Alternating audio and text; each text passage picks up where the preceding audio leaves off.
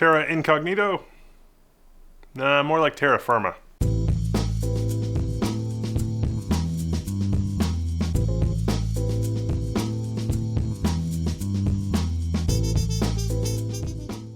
So the unboxing experience on this one was interesting. Fractal has never included a card with theirs. Thank you. Making Terra was the most challenging and fun project we've ever had the pleasure of being a part of. The four of us were avid SFF gamers, and we were determined to find a new and innovative way of providing a smooth building experience. We aim to develop a case that exudes a Scandinavian design inspired by nature with a clean, understated surface and a deep, well thought out interior. We hope building in Terra is as thoroughly a thoroughly enjoyable experience. Aww. A handy thing you can always do with the Fractal case, if you're considering any Fractal case, is to check the manual. Download a PDF of the manual online and look at the build guide. They actually put a lot of work into that. It's easy to do. The whole design of the case is predicated around this middle spline. And so for CPU cooler focused designs, it's going to give you a lot of clearance for your CPU cooler. It'll let you use a GPU length of up to 267 millimeters and up to 40 millimeters wide. Well, 43 millimeters maybe if you stretch things a little bit. And your CPU cooler height can be 70 to 77 millimeters absolute maximum. Now you'll notice there's orange tabs, 2 on the bottom and 2 on the top. That's how you relocate this spline in the middle, and that's what they've done to make the build as easy as possible. There's a power connector here which has a hidden 120 volt power cable that's routed around here to fit for your power supply things around. In the manual is a handy movable spline configuration table showing you how much CPU and GPU clearance you have in the various spline settings. Now you might be thinking, well, what if I want to install a Founders Edition GPU? There's mostly a flow-through area at the rear of the card for the GPU. Something like the NVIDIA Founders Edition, 3090, that's a triple slot card. Can you install that in here? Yes, you can. And it's going to flow through here. You will have to use the offset mounts that are included, which will allow the GPU to flow through to the power supply, which is a really nice touch. So the ITX design for this case does consider situations where you have a flow-through GPU, which is really pretty clever.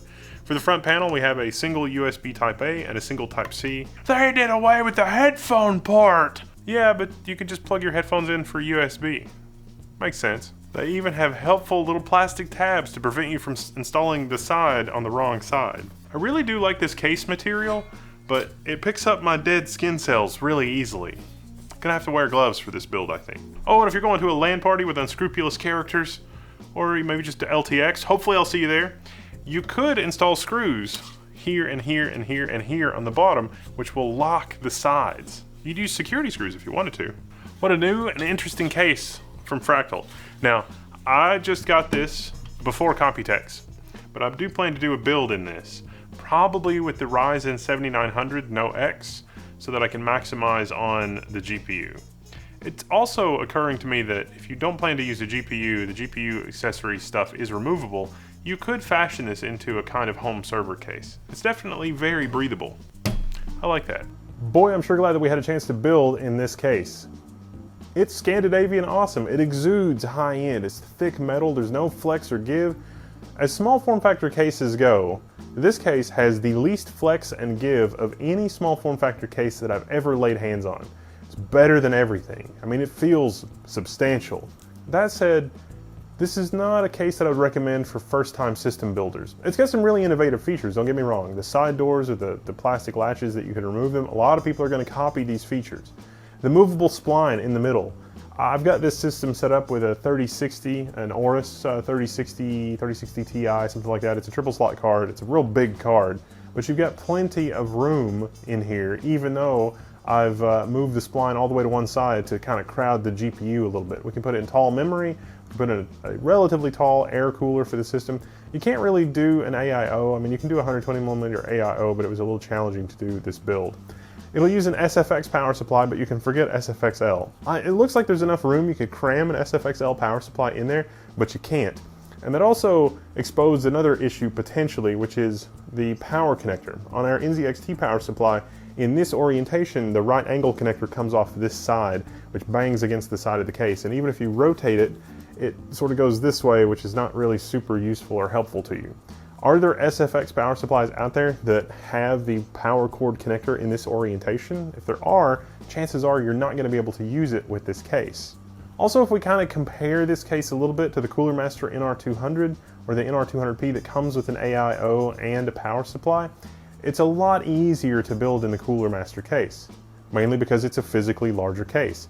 It's got an AIO in the top, so you're going to be able to run an AM5 CPU at the highest end, 7970X or 7950X or 7950X 3D, no problem for the Cooler Master case or the Cooler Master case out of the box that comes with the power supply and everything else.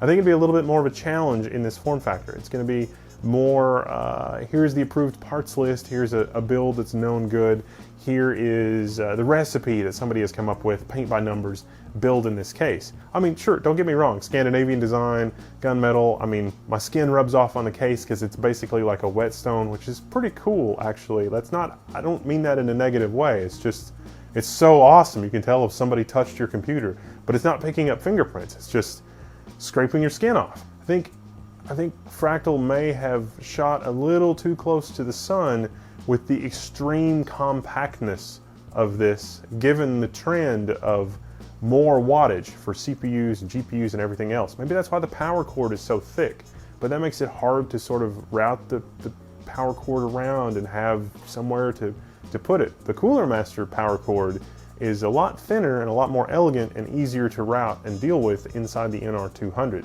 But, you know, are you going to be able to cram a 1200 watt power supply in one of those with that power cord? I definitely feel like you could get 1200 watts out of the Fractal power cord. I mean, that doesn't really seem like it would be an issue for it at all, seeing as how it's the thickness of a garden hose. I feel like a large part of the price, it comes down to the PCIe 4 ribbon cable. I mean, PCIe 4 and signal integrity, those are things that are not cheap. Also, the thickness of the metal and the build quality. Like, this is second to none in terms of build quality, construction, and everything else. And of course, you know, Scandinavian design aesthetic.